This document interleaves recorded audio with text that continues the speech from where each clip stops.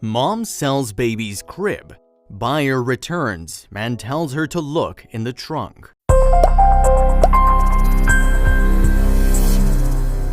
Ricky watched while his wife inspected the crib he'd bought. He thought that she was being too critical of his purchase, like always. Then he heard her let out a cry of terror that would fit right into a horror film. Ricky sprinted over to his wife to see what the matter was, but when he saw it, he could see why she shrieked. He could feel his pulse start to race. Valerie Smith was extremely happy when she found out that she was with child. Even though she wasn't with the father of the child anymore, she was still excited to find a new chapter in her life. But Valerie had no idea how her world would change soon enough. A year after her pregnancy, Valerie needed money, and so she decided to clear out some of her clutter at the same time.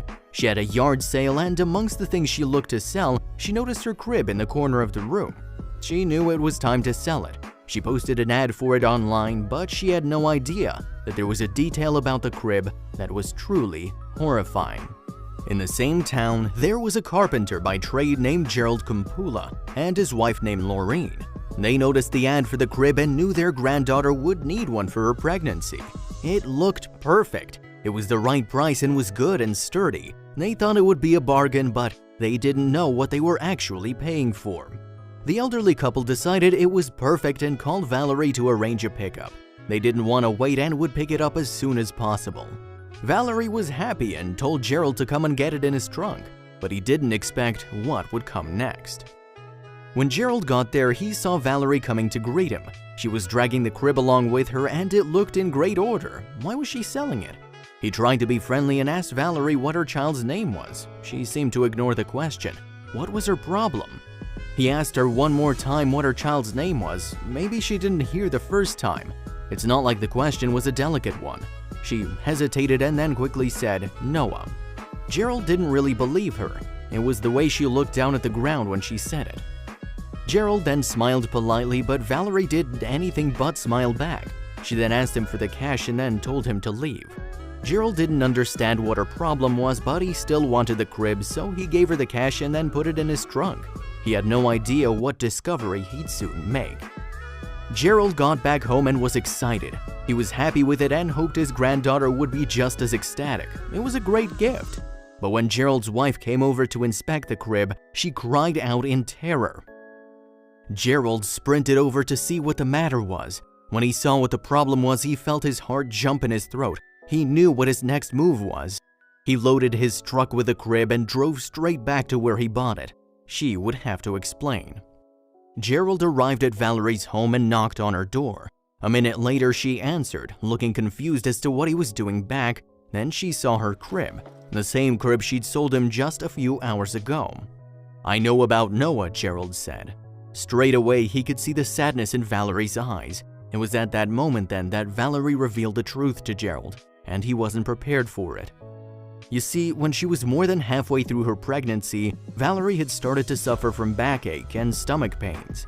At first, she brushed it off as just pregnancy symptoms, but as the weeks went by, she knew something was going on, and she was right.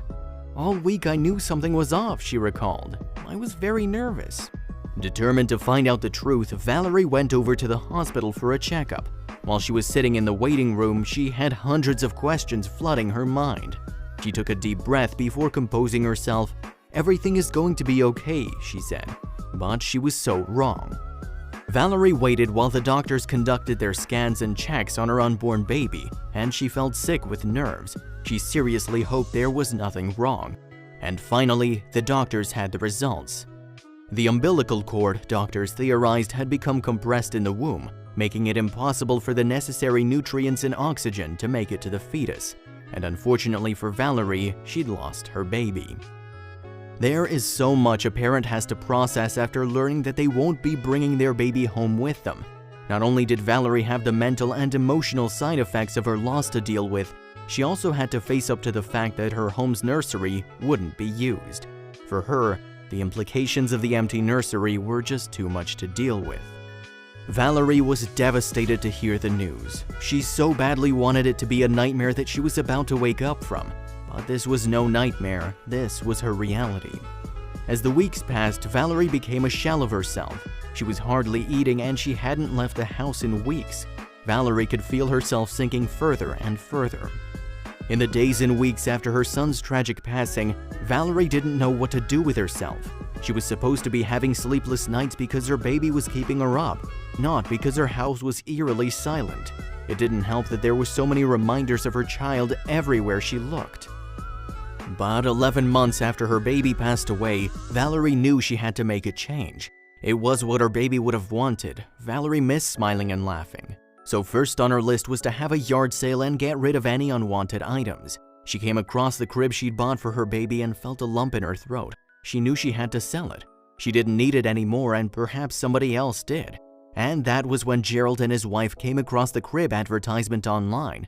Thinking of his own pregnant granddaughter, Gerald bought the crib. And it was only when he had taken the crib back to his home and his wife looked inside that he learned all about Noah and Valerie's horrific nightmare. You see, when Gerald's wife looked inside the crib, she saw something that stopped her cold and made her scream. As soon as Gerald heard his wife, he came over to look at what the problem was. And then he saw it too. Scribbled into the bottom of the crib was R.I.P. Noah 2019 to 2020. Straight away, Gerald felt heartbreak and devastation knowing the truth about this crib. He felt guilty for buying it off Valerie as it obviously meant a lot to her.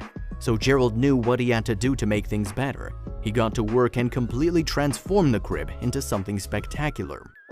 As parents to 15 children, Gerald and Lorraine knew what a child meant to a young mother, and as grandparents who'd lost a grandchild, they knew at least partially what the loss of a child can do to a family. Gerald and Lorraine agreed that the crib needed to return to Valerie. Still, Gerald knew it couldn't go back to her in its current form. He needed to work his craftsman magic. Gerald brought the crib into his workshop. There, pieces of wood lay on the floor, half-finished benches lined the walls, and one of his more ambitious projects, an ATV made out of PVC pipes, sat amid a daydream-worthy tool collection. The retired grandfather started tinkering away at the little white crib, cutting and measuring the wood, hammering nails and mixing paint. When he finished, he knew that Valerie would be delighted. With incredible handiwork, Gerald turned the crib once relegated to spend a lifetime in the corner of a dark garage into a bright, beautiful bench, a memorial for the beautiful life taken so soon. This, Gerald figured, was the perfect way to honor the boy he never knew. An unused crib is a sad reminder, he said. A bench is more of a memorial. It's part of that sad happening, yet it's not a reminder like an empty crib would be. Valerie offered Gerald money. Money for his time, money for his work, money for being so kind in a sometimes painfully cruel world. He declined any payment. It's just nice being able to do something for someone, he said. For most parents, welcoming a baby into the world is a true blessing. However, some people struggle to conceive or experience complications, like Valerie. Sometimes, the services of a surrogate are called on. And for one woman, being a surrogate seemed like a great idea. However, this surrogacy quickly got messy, and for reasons no one could have fathomed in their wildest dreams. Jessica Allen was your average American woman. She was happily married with 2 beautiful children, but darkness loomed over the couple. They'd recently moved into a new home, however the house ended up costing a bit more than the pair could afford. As such, Jessica made a drastic decision. One day, she saw an advert for people seeking a surrogate. When Jessica saw the compensation, she didn't hesitate to call the couple. But this is where the drama began. Being a surrogate mother can take a lot out of a woman emotionally. When Jessica made the call to become a surrogate, her family weren't sure of the choice. Her husband was unsure of whether she would be able to sever the emotional ties. However, Jessica reasoned that she was in a sound enough headspace to deal with that when it happened. But she had no idea just how emotionally attached they'd both become to the baby. Wardell was not pleased with the developments, to say the least. Even though she swore not to get attached, he knew his wife. She loved their 2 children fiercely, and he worried about the bond she'd form with another child. Furthermore, he was not too pleased about the fact that they would not consummate until she was officially a pregnant surrogate.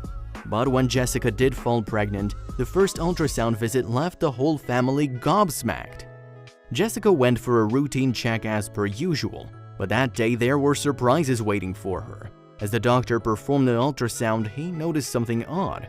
He picked up on 2 little heartbeats, furiously fluttering away.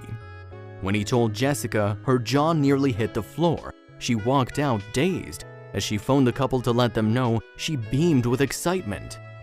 The couple Jessica was caring for agreed to an hour's worth of bonding time post-birth. This would allow Jessica to properly say goodbye to the little life she'd carried for 9 months. Jessica was incredibly grateful for the opportunity. She'd grown fond of the babies. She also couldn't believe how quickly 9 months had flown by. It was a bittersweet ending to a surreal chapter in her life, but when she gave birth, everything changed. When Jessica gave birth to the twins, she noticed something peculiar. Something about one of the boys' faces just did not seem to match up. Jessica quickly brushed the thought aside and continued to enjoy her bonding hour.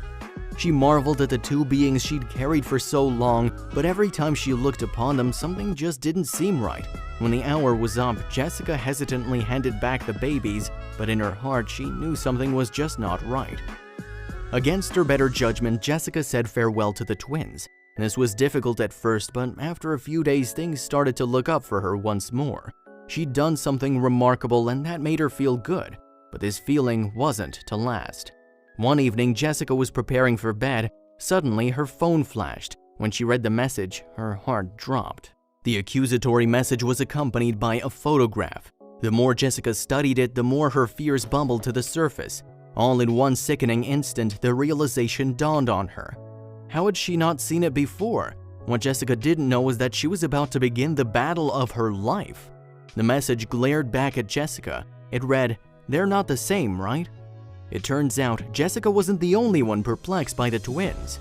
A shockwave jolted through her as she realized the horrible truth. But before she could recover, another message came through. This time she was asked a poignant question.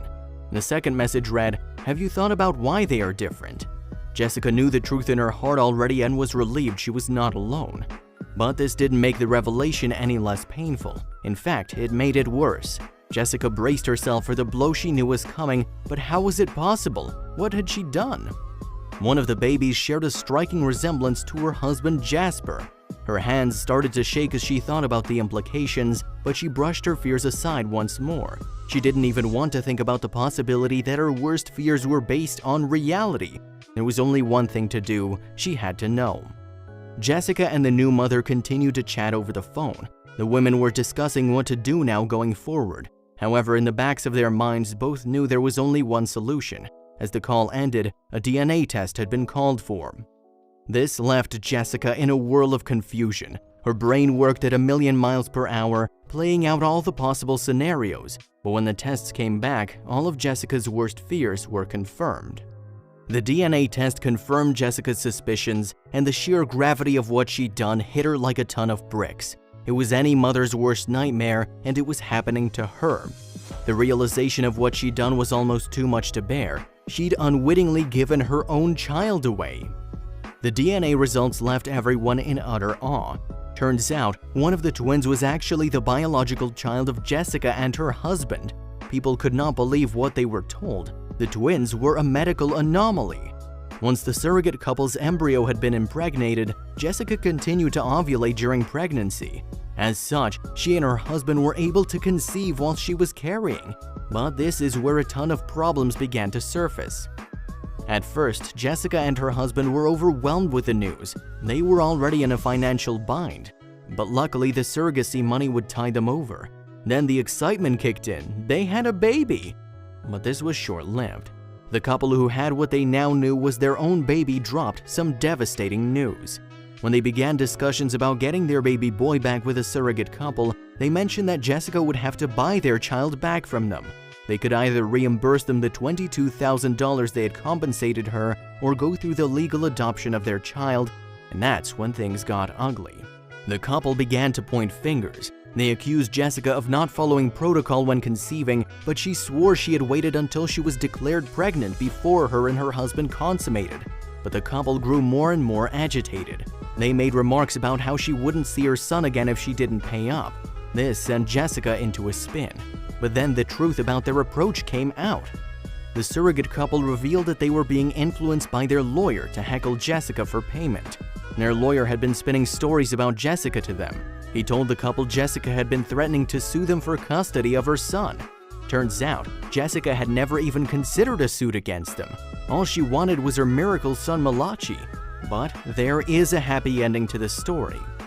After much deliberation and one unhappy counsel on the surrogate couple's side, Jessica got her boy back. Now her, husband Wardell, and their 2 older children could welcome him into their homes. The awesome foursome was now 5, and they had never been happier. The little guy doesn't even know what a mark he's made within the news world yet, but all that matters is that he's finally where he belongs.